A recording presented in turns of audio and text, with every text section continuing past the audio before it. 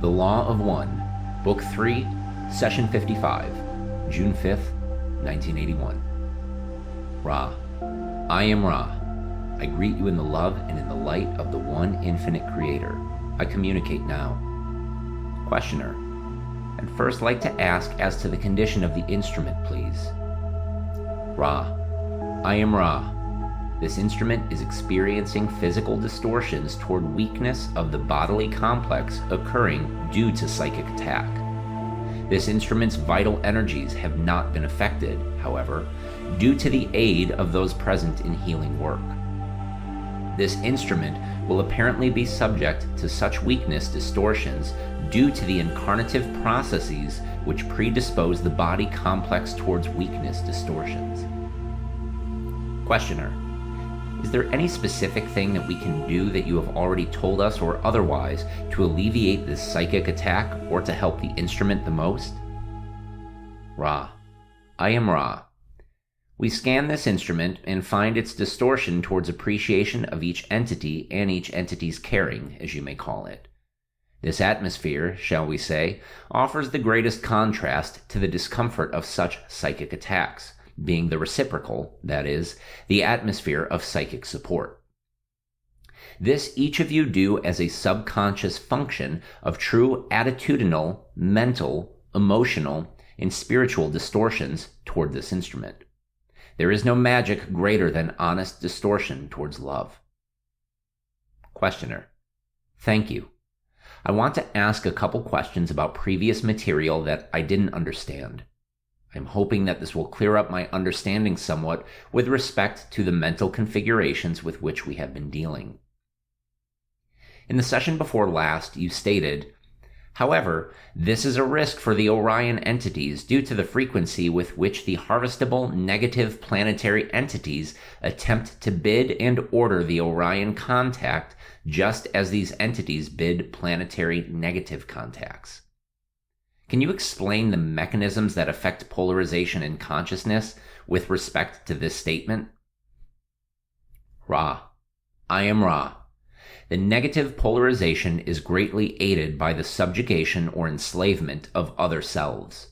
The potential between two negatively polarized entities is such that the entity which enslaves the other or bids the other gains in negative polarity. The entity so bidden or enslaved in serving another self will necessarily lose negative polarity, although it will gain in desire for further negative polarization.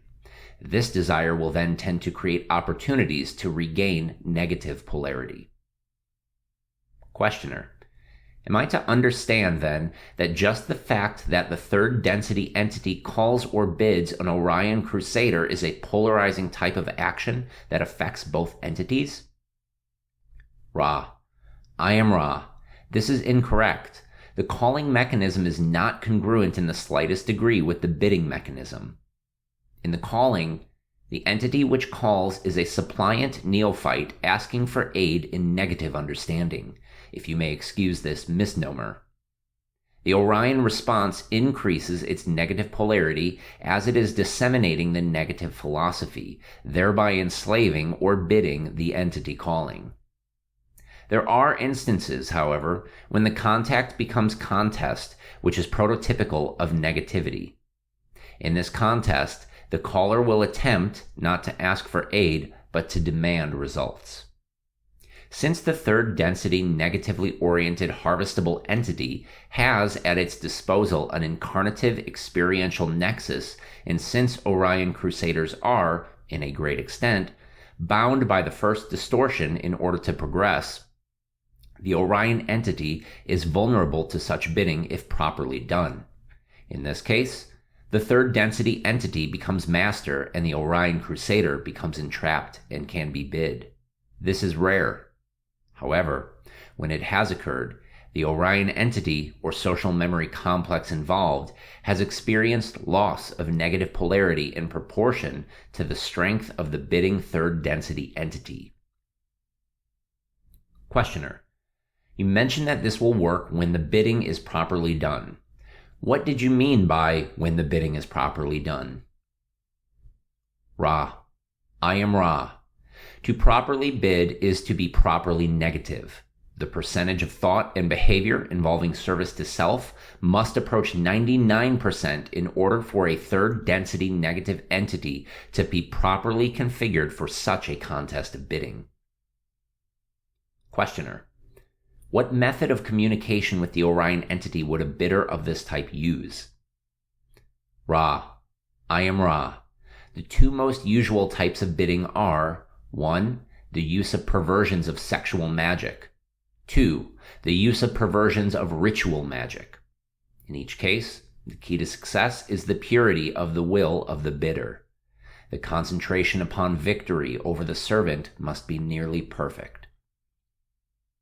Questioner: can you tell me, in the polarizations in consciousness, if there is any analogy with respect to what you just said in this type of contact with respect to what we are doing right now in communicating with Ra?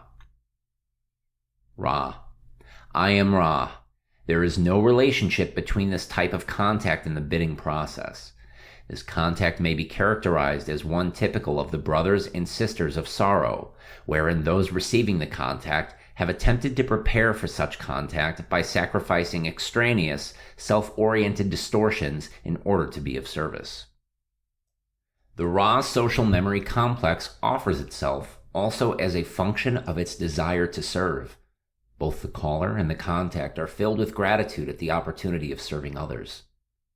We may note that this in no way presupposes that either the callers or those of our group in any way approach a perfection or purity such as was described in the bidding process. The calling group may have many distortions, and the working, with much catalyst, may those of Ra. The overriding desire to serve others, bonded with the unique harmonics of this group's vibratory complexes, gives us the opportunity to serve as one channel for the one infinite creator. Things come not to those positively oriented, but through such beings. Questioner: thank you.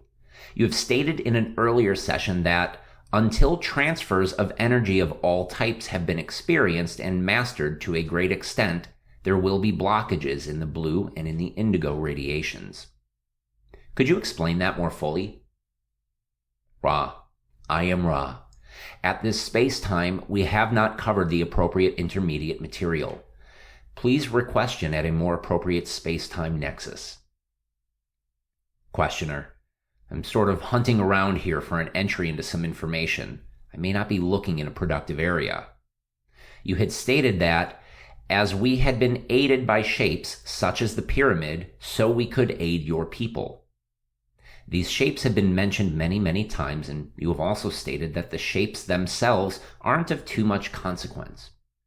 I see a relation between these shapes and the energies that we have been studying with respect to the body, and I would like to ask a few questions on the pyramids to see if we might get an entry into some of this understanding. You stated, you will find the intersection of the triangle, which is at the first level on each of the four sides, forms a diamond in a plane which is horizontal. Can you tell me what you meant by the word intersection? Ra: I am Ra. Your mathematics and arithmetic have a paucity of configurative descriptions which we might use. Without intending to be obscure, we may note that the purpose of the shapes is to work with time-space portions of the mind-body-spirit complex. Therefore, the intersection is both space-time and time-space oriented, and thus is expressed in three-dimensional geometry by two intersections which, when projected in both time-space and space-time, form one point. Questioner: I have calculated this point to be 1/6 of the height of the triangle that forms the side of the pyramid. Is this correct? I am Ra. Your calculations are substantially correct, and we are pleased at your perspicacity. Questioner: this would indicate to me that in the Great Pyramid at Giza, the Queen's Chamber, as it is called, would be the chamber used for initiation. Is this correct? Ra: I am Ra. Again, you penetrate the outer teaching. The Queen's Chamber would not be appropriate or useful for healing work, as that work involves the use of energy in a more synergic configuration, rather than the configuration of the centered being. Questioner: then would the healing work be done in the King's Chamber? Ra: I am Ra. This is correct. We may note that such terminology is not our own. Questioner: yes, I understand that. It is just that it is the common naming of the two chambers of the Great Pyramid. I don't know whether this line of questioning is going to take me to a better understanding of the energies, but until I have explored the concepts, there is nothing much that I can do but to ask a few questions. There is a chamber below the bottom level of the pyramid, down below ground, that appears to be roughly in line with the King's Chamber. What is that chamber? Ra: I am Ra. We may say that there is information to be gained from this line of querying. The chamber you request to be informed about is a resonating chamber. The bottom of such a structure, in order to cause the appropriate distortions for healing catalyst, shall be open. Questioner: the book, The Life Force of the Great Pyramid, has related the Ankh shape with the resonance in the pyramid. Is this a correct analysis? Ra: I am Ra. We have scanned your mind and find the phrase, working with crayons. This would be applicable.